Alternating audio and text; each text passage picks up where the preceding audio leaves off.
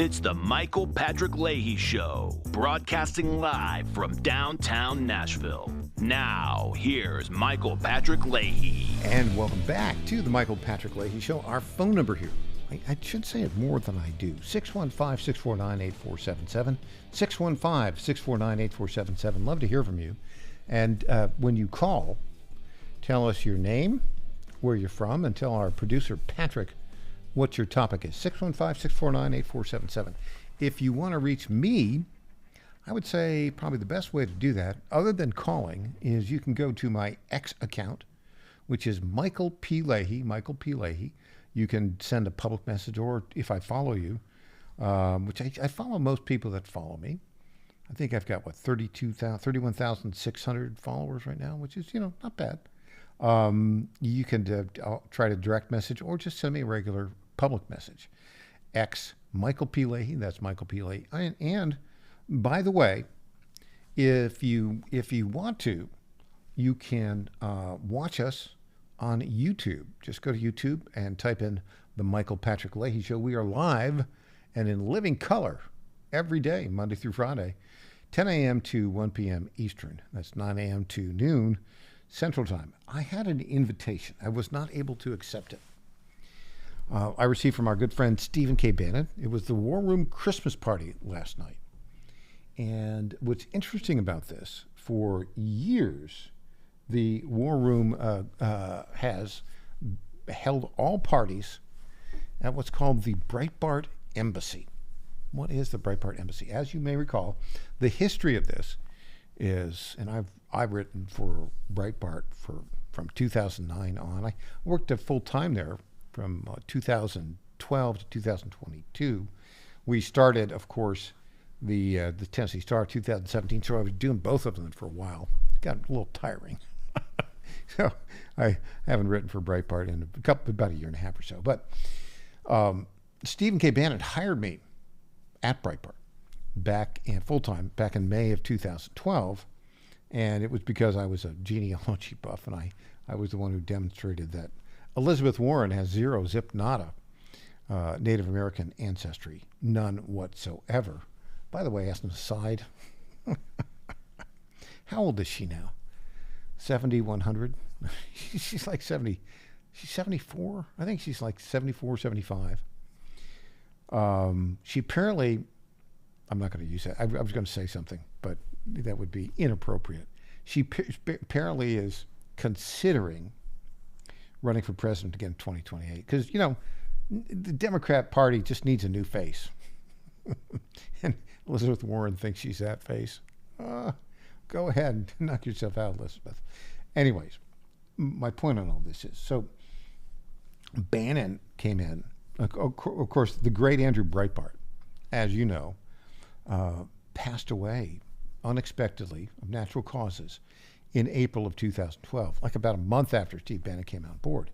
And so Steve, of course, basically became the CEO of Breitbart at that time, or executive chairman at that time. And he set up headquarters at one of the very, very nice townhouse, literally across the street from the Supreme Court in Washington, D.C. And it's been known ever since as the Breitbart Embassy, right? The Breitbart Embassy to Washington, D.C. And so he lived there, and then in the top floors, and then this place is it's a gorgeous place. I mean, it's a classic, townhome in Washington, D.C. But he in the first floor is where all the Breitbart D.C. writers would come, and they would write. Matt Boyle was there, etc. And so whenever there was an event, he would go to the Breitbart Embassy. And it was kind of fun. Right now, as we speak, if you watch War Room on Real America's Voice, that's in the basement of that Breitbart Embassy. And so, it's all cluttered with books and stuff. It is exactly what you see. So every social gathering that you have, Christmas parties, et cetera, have been at the Breitbart Embassy. And I got an invitation to go to last night's War Room. It's not War Room. It's a War Room Christmas party. And I thought it would be at the Breitbart Embassy. But the crowd was so big, the Breitbart Embassy couldn't accommodate it. And so they've got another little restaurant in D.C. where they held it. And I got the invite. I couldn't make it. I send my apologies. But it's interesting, in the modern era, everybody was taking a video of it and posting it like in real time. So you could actually watch the party as it was going on. Very interesting. This is a long segue to get to the point of what Stephen K. Bannon's up to. He is on fire, as you might imagine. We've got this clip of his thoughts of what we need to do going forward. Now it's 39 days until Donald Trump becomes the 47th president of the United States. Here we go, Stephen K. Bannon, and we'll get this started, and I'll stop and give you a little of my commentary about it as we go through it. Stephen K. Bannon. It's an illegitimate regime, and the proof of their illegitimacy is what they're doing in the White House. Do we need anything else to show us they're spending their time on blanket preemptive pardons? And you know who agrees with us is Amy Klobuchar, ran for president. She may want another shot. She just beat Royce White. She's on a roll. She's sitting there going, I'm not so sure that's the good thing. No, Amy, write this down. It destroys the Democratic Party. So this is a win-win. The Chinese are always talking about win-win. I got a win-win for you. Let me just pop. One of the reasons that people on our side love Stephen K. Bannon is how in your face he is about this stuff. He said, hey, it's a win-win. It also destroys the Democrat Party. Let's continue with that here, Steve. More from Steve. Here's a win-win. We dare you to give the pardons. We dare you. Biden, get them all. Get your family. In fact, on top of it, throw the pardons out for the illegal aliens. The 10 million, pardon them all. We dare you. Do it.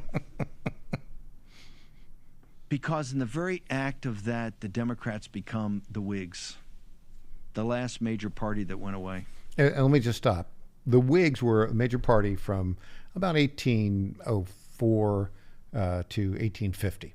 Okay, basically that was the time frame. And then they just dissolved. And Steve will tell you why they dissolved. Here we go.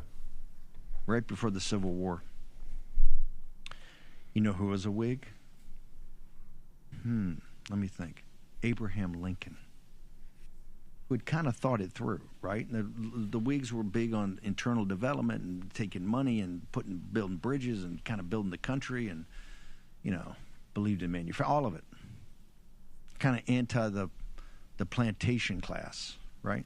Whigs went away as a build-up to the Civil War, and where slavery and the issues of slavery became more front and center, and you couldn't avoid it anymore. The Democratic Party could actually cease to exist. They're sitting there right now saying, oh, no, we got to be populism. It's all populism.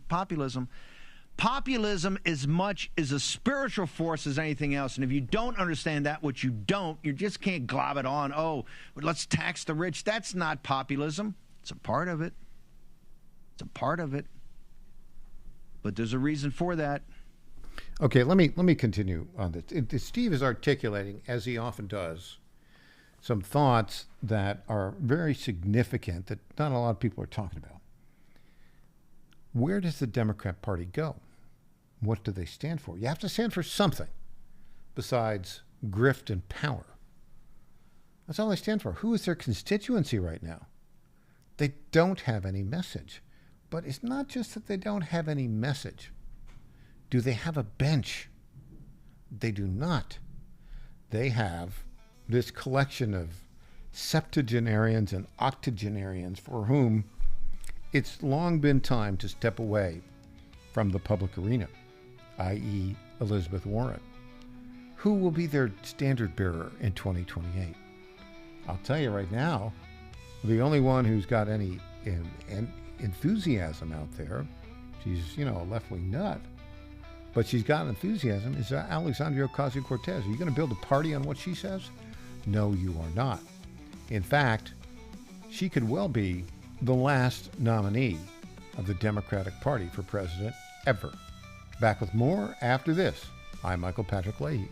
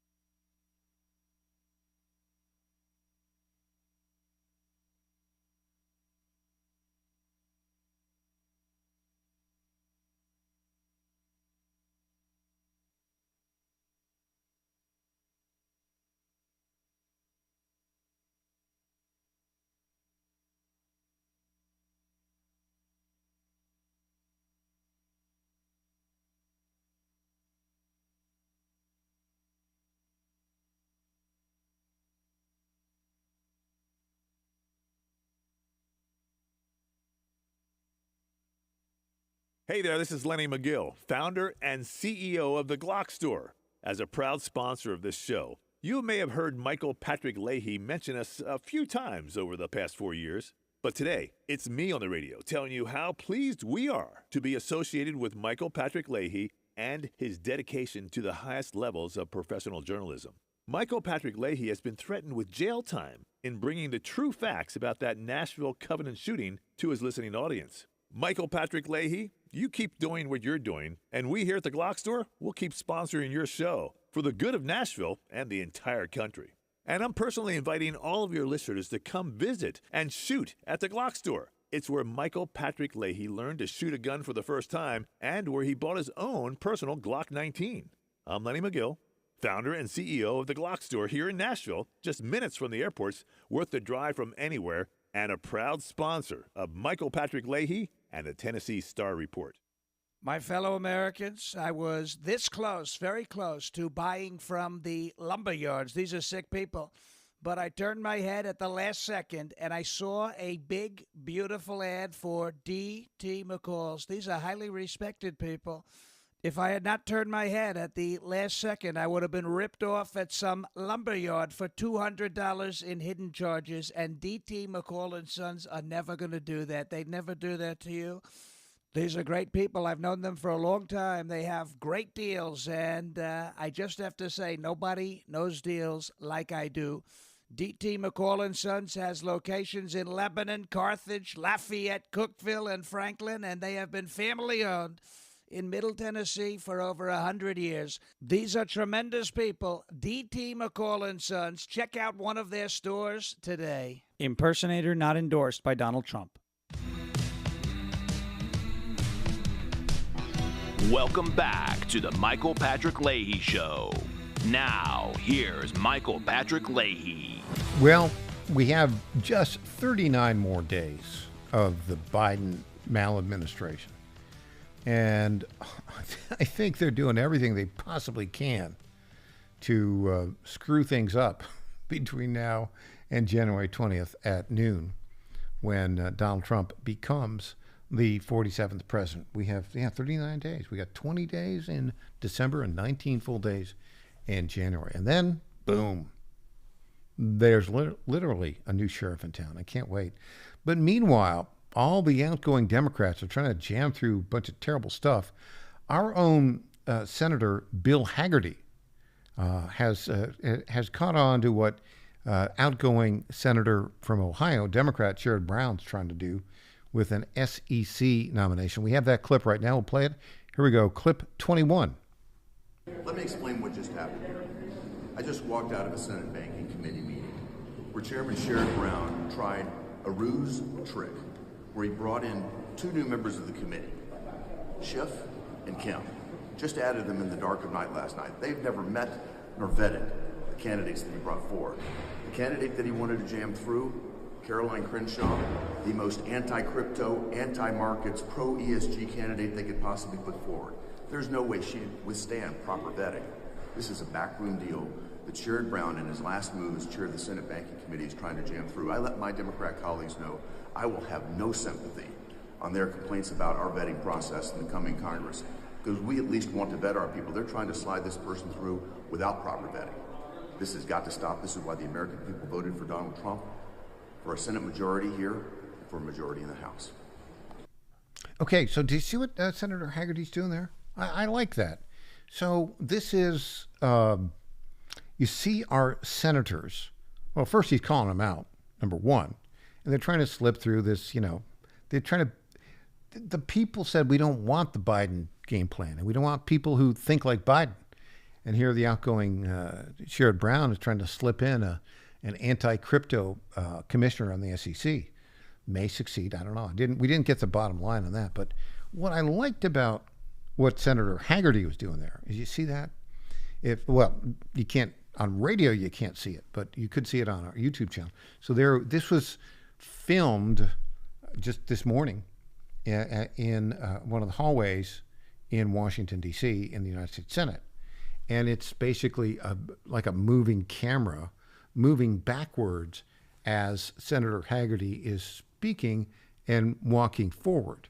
Now, you got to work on that a little bit, but it does give you the notion of the idea, the feeling of action, right? And I think that's very good.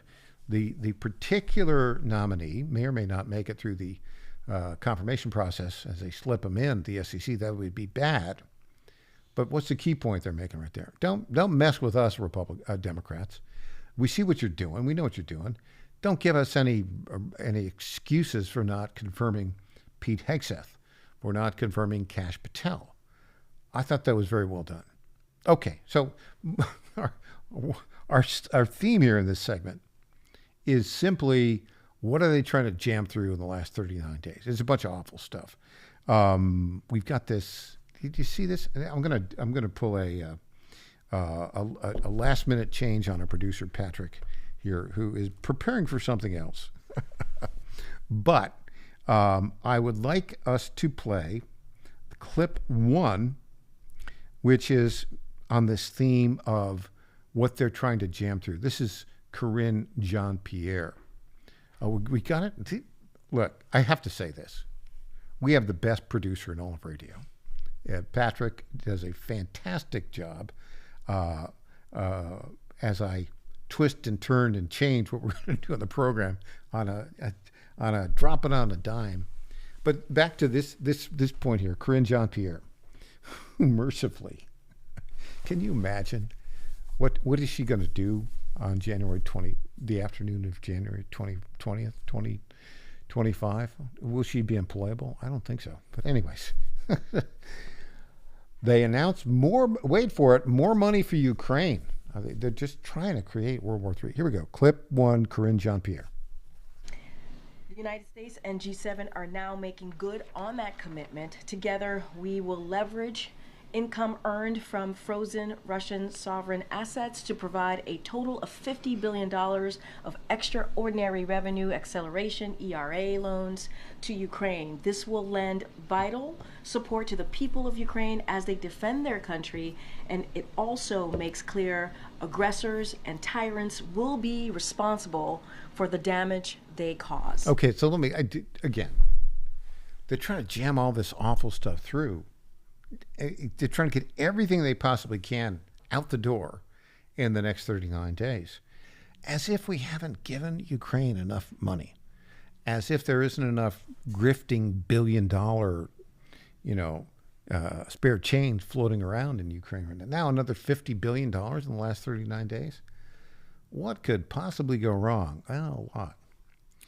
We've got another clip here I want to play that's going to illustrate what needs to be changing. And that comes from our very good friend, U.S. Congressman Tim Burchett, who represents the 2nd Congressional District here in Tennessee. That's the Knoxville area, East Tennessee. And of course, Tim Burchett has been a state legislator. I think he was a state rep, a state senator, a county mayor in Knox County, and now has been a member of Congress. And very smart, common sense guy. Here he is on clip 9. Playing the devil's advocate, it was an illegitimate committee. It wasn't. They had no jurisdiction whatsoever. And let me pause just a moment here. Just setting this up.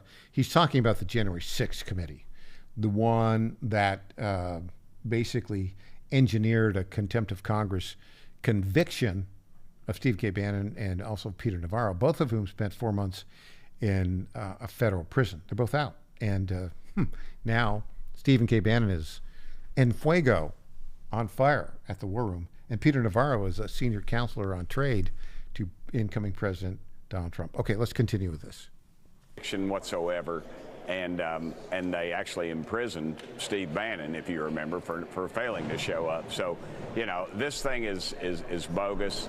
If they destroyed evidence, if they hid evidence, if they mistreated evidence, then yes, they have violated the law. President Trump is correct, and they should go to jail if that is the case. And another person who probably worried right now as the new administration coming in, Fani Willis, the district attorney down in Fulton County, Georgia, the one who's been trying to, prosecute Trump and others. Tom Fitton from Judicial Watch has a warning for her. Clip 6.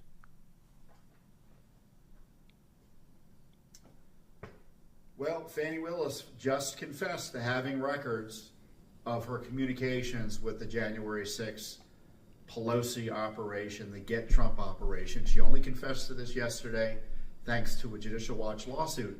Of course, when we first sued and began asking for these records, they told us they had no records. Well, it turns out that wasn't true. In fact, the only reason we got the confession yesterday was because a court last week found her in default. She didn't bother to answer the lawsuit under law as she was supposed to. But rather than turn the records over, as the court, I think, strongly suggested, she's using a loophole of exemptions and privileges to hide the records from the American people. Now, we're going to push back hard in court. Our heavy lifting will continue. But in the meantime, this really does confirm, A, she was in collusion with the Pelosi operation to get Trump. B, she has no respect for the rule of law. C, she has no respect for your right to know. Okay, so the left, the Democrats are trying to jam through bad things, and they're getting some warning signs. Trouble, trouble, trouble. We're coming after you for all the bad stuff you did. Here's the thing. That's going to be the purview, in part, of the new incoming Assistant Attorney General, our friend Harmeet Dillon. I would not want to be on the wrong side of Harmeet Dillon. Hey, when we come back, we're going to have a couple segments with our good friend Tom Pappert. Tom is going to bring us up to speed on all things related to Luigi Mangione, the alleged killer of the United Healthcare CEO, and about that manifesto. What level is it? How quickly did it get out? Is it officially released? And or how to get leaked so quickly versus the Covenant Killer Manifesto, which is still not out. We'll be back with more after this. I'm Michael Patrick Leahy.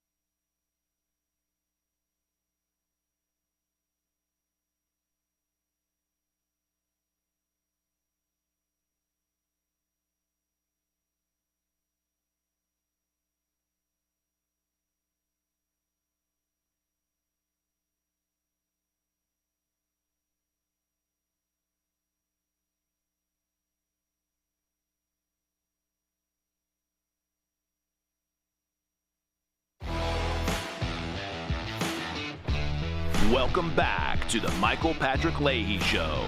Now, here's Michael Patrick Leahy. And welcome back to the Michael Patrick Leahy Show. We are joined on our Zoom Newsmaker line by our lead political reporter at the Star News Network and the Tennessee Star, Tom Pappert. Welcome, Tom. Thank you for having me, Michael. Good morning. Tom, I think you are probably the best and most experienced reporter in the country, reporting on issues related to manifestos written by mass murderers or written by alleged killers. We have a tale of two manifestos going on here, and I'd like to get your comment first. As you know, we have been trying to get officially released the 1,000 pages of the Covenant Killers Manifesto, written by 28-year-old Audrey Elizabeth Hale, who on March 27th, 2023, murdered 3 9-year-olds and 3 staffers at the Covenant School before she was killed by Metro Nashville Police Department officers later that afternoon.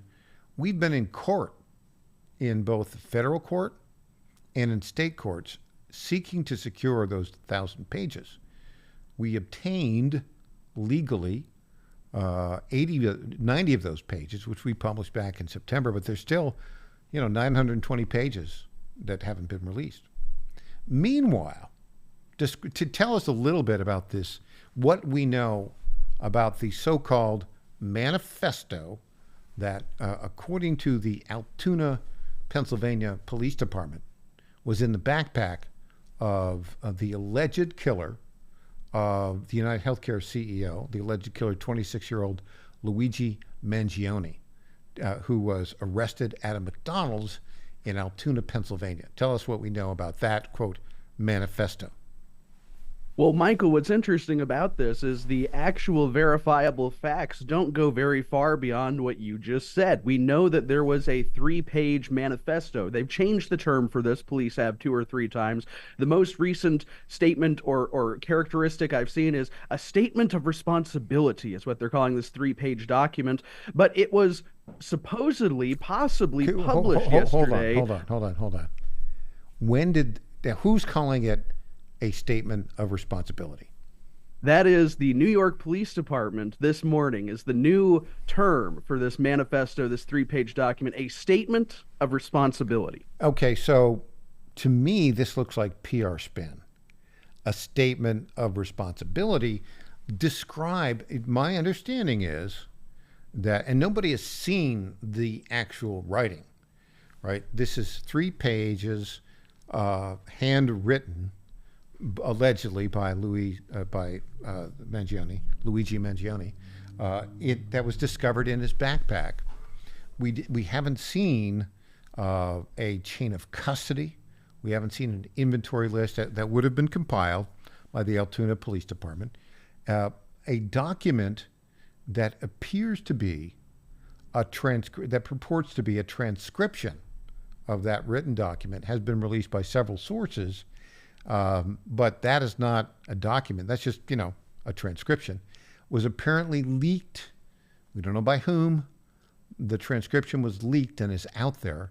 I guess the speculation, it may have been leaked by either the Altoona Police Department or the New York Police Department. Have you heard anything further on that? Yes and no. We've not heard directly from any law enforcement agency except the FBI. We reached out yesterday and said, is this considered a legacy token that is unfit for release? And is this something that was released or leaked by the FBI? Does the FBI have these 3 pages? Does it have photos of these 3 pages that could have been sent out? The FBI sent a very curt 1-sentence reply referring us to the NYPD. Altoona Police Department has similarly not answered, but we do know that on the day of Mangione's arrest, the New York Police Department detectives physically transported or physically traveled to Altoona, Pennsylvania to pick up evidence. We don't exactly know what this evidence is, but it seems as though possibly the FBI is pointing the finger at the NYPD and saying that is how what is out got out. This is why you're such a great reporter.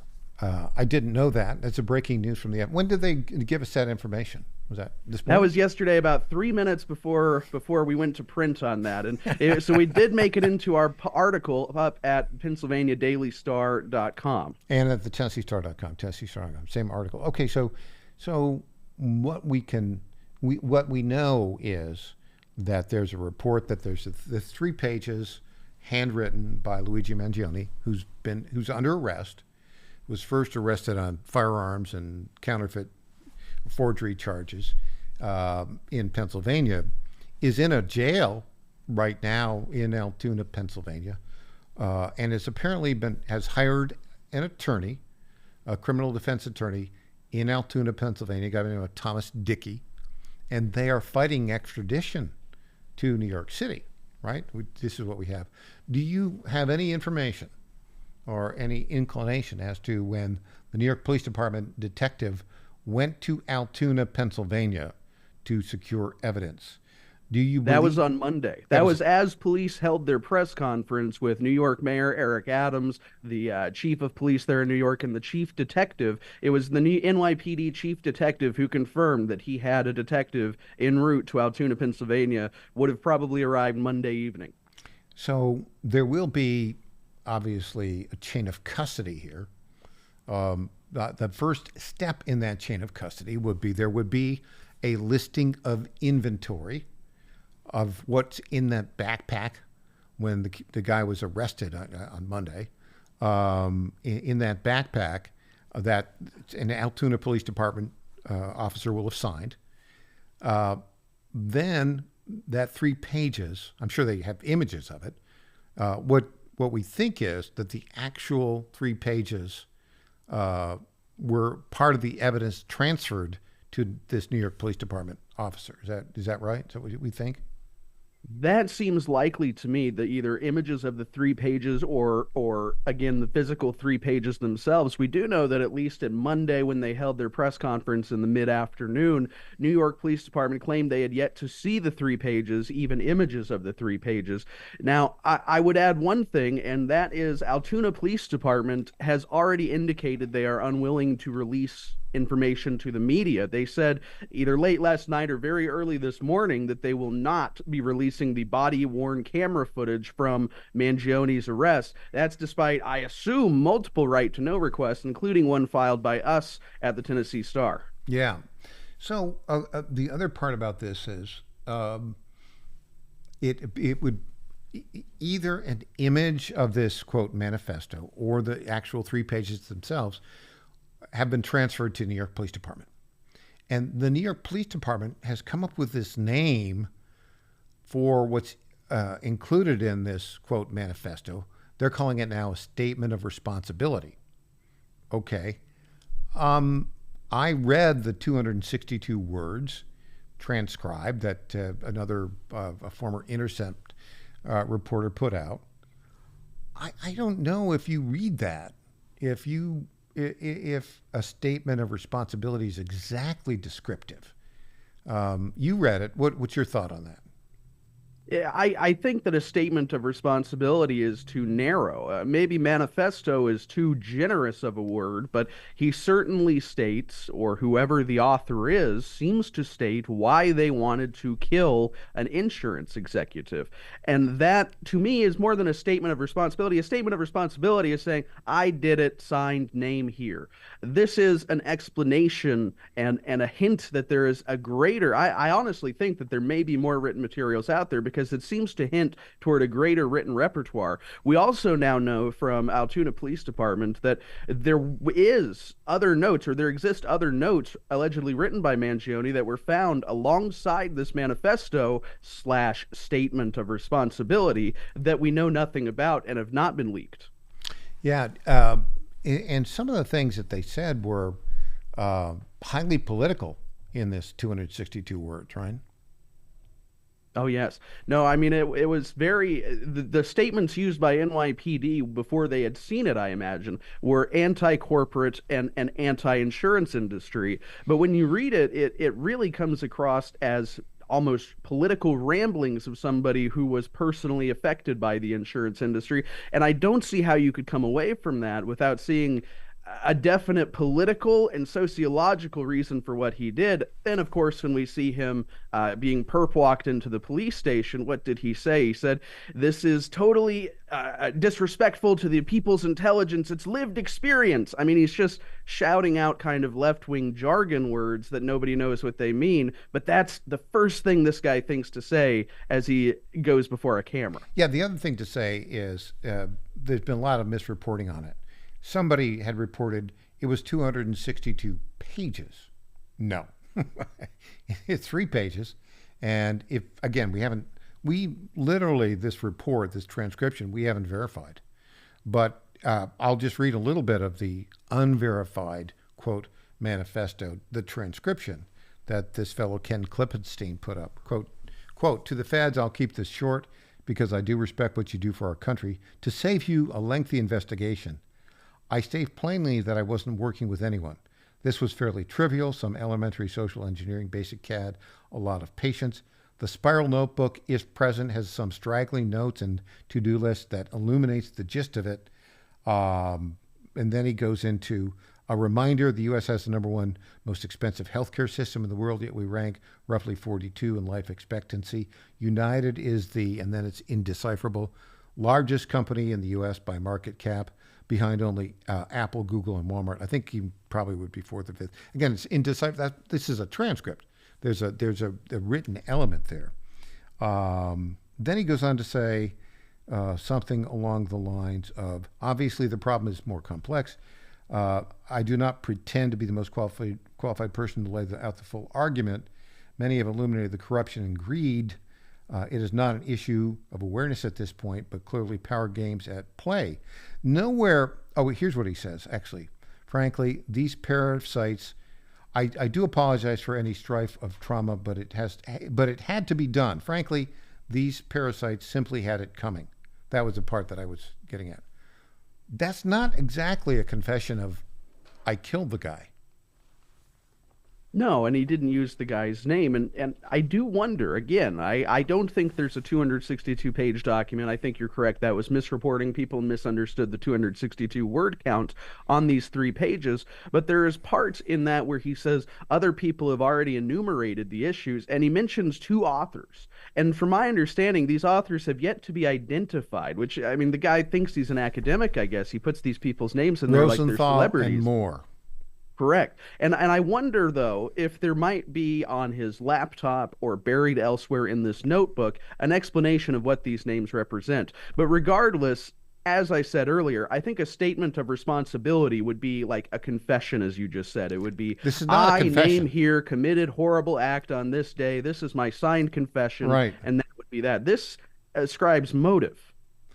Yeah, I think you're exactly right. There's much more to talk about. Can you stick around for our next segment, Tom? Because I want to get into how this is being handled by the authorities. And let me just remind you, he has an attorney.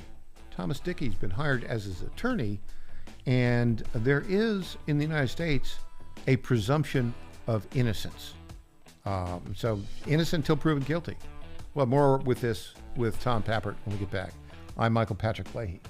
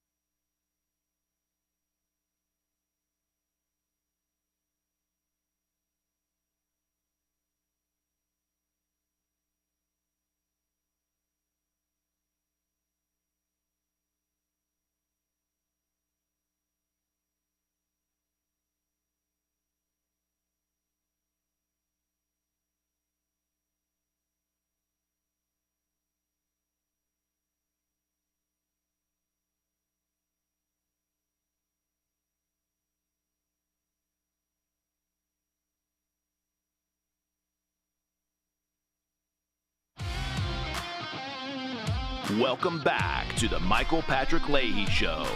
Now, here's Michael Patrick Leahy. And welcome back on a Zoom newsmaker line right now, Tom Pappert. Tom, we're talking about the alleged manifesto of Luigi Mangione, the alleged killer of the CEO of United Healthcare.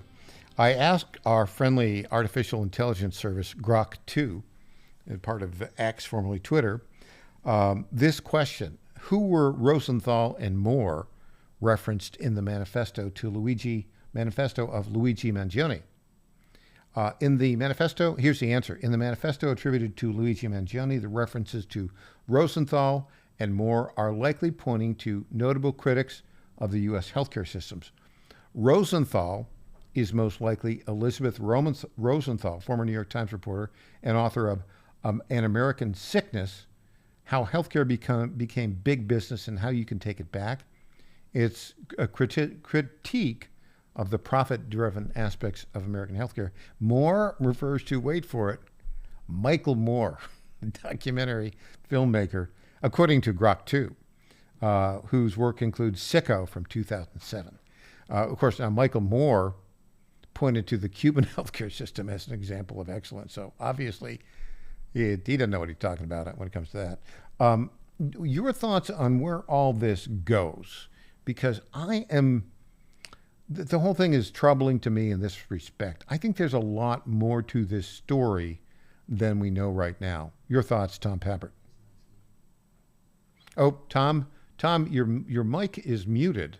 I think you're accurate about that, Michael. Go. Sorry about that. But I think you're accurate that the story is going to be a lot bigger and a lot deeper than we currently know. And even from these 3 pages, I think that we have a decent shot of public disclosure, not through any official means, as we've seen the NYPD, Altoona, and the FBI essentially stay silent 24 hours after the so-called manifesto was leaked.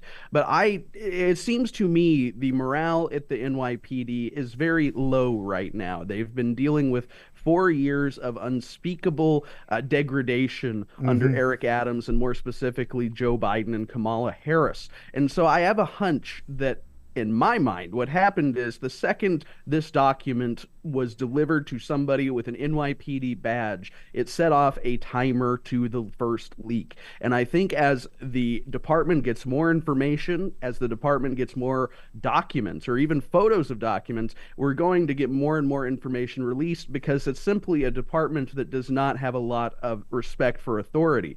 Now, the problem is this fell to a former Intercept writer to publish this so-called manifesto. Yeah, he didn't establish what the he provenance. published, he didn't do anything. Yeah, there you go. He didn't establish the provenance. All he said was, I got it. Well, what he has is a transcription. And I think the leak, of course, if this were us, right?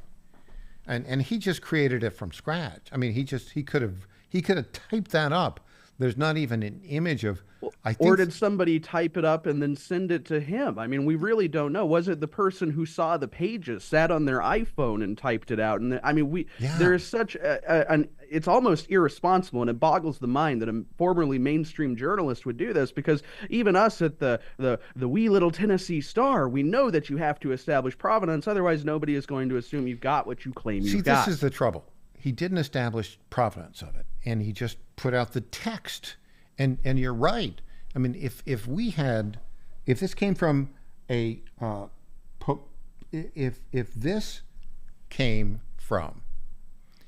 this came from, it seems to me, if this came from an actual police report, we would have had the PDF or an image of that document. That's not what this is. This is just, him typing some stuff up. Kind of crazy, it seems to me. It is, and the more I've thought about it, yesterday I was kind of comparing what was purportedly the manifesto with what's been previously reported, and there's some phraseology that appears in both, the parasites phrase, but then you told me as a veteran journalist, a veteran reporter, Mike, you go, well, Tom, somebody could have read on NBC News that he used the word parasites and then just written 262 words that used the word parasite, and we're none the wiser. And I thought, wow, that is a fantastic point. So I would implore those in the NYPD who may be interested in leaking to consider who you give it to. Maybe don't give it to your usual sources in the media, but give it to outlets that perhaps are not captured by fears of offending their advertisers in the insurance and pharmaceutical industries. Yeah, very good point. Very, very good point. Now, the other part about this is, I have to say, is his attorney, Thomas Dickey, who, by the way, was interviewed by CNN, and in that interview said, "I've been retained," didn't say by whom he had been retained, right? Probably the family. He wouldn't answer that. And, you know, he's the Altoona go-to criminal defense guy, so he's not cheap. But what I thought was interesting is this. This guy's been arrested. The guy is fighting extradition. He'll end up being extradited, I think. But everyone is entitled to a fair trial. And you are indeed innocent till proven guilty.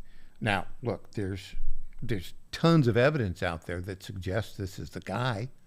You know, the ID, the image, his weird, odd behavior, all that's true. But there's something more going on here. There's something more going on here. And I will say, I don't think that the media has covered itself in glory in the way it's reported on it so far. Your final thoughts on this, Tom Pappert? You're absolutely right. Look, the fact that we don't have the provenance raises a lot of questions about what's being passed off as a manifesto, but the media has yet to even acknowledge the release. The media has yet to acknowledge the lack of a formal release from law enforcement. I don't think, as you said, this is going to make them look very good at the end of the day. I don't think this is going to increase the American public's trust to the media when we have to go to people on Substack for the facts and then try to piece it together ourselves like a homework assignment. This is not the function the media is supposed to be performing in this country, and indeed it's probably dangerous when you're inviting people to form their own crazy analysis of what's happened. Exactly. Have you got anything back from the New York Police Department? Have you asked them to release this document to us? We've asked now twice, as well as for images and whether they have such things. Have they responded No response at all? yet from NYPD. Okay, NYPD. Look, we're the guys that get to the bottom of all this manifesto stuff. You need to respond. Tom, thanks for that. Keep at him. Go talk to the NYPD again. Call him up. Tell him I want him on the show. Absolutely, Michael. We'll see if we can get you the chief. All right. Let's do that. The former head of the sanitation department of New York City, by the way. All right. Thanks so much for that, Tom. Thanks for joining us. Up next, we'll have more with the Michael Patrick Leahy Show.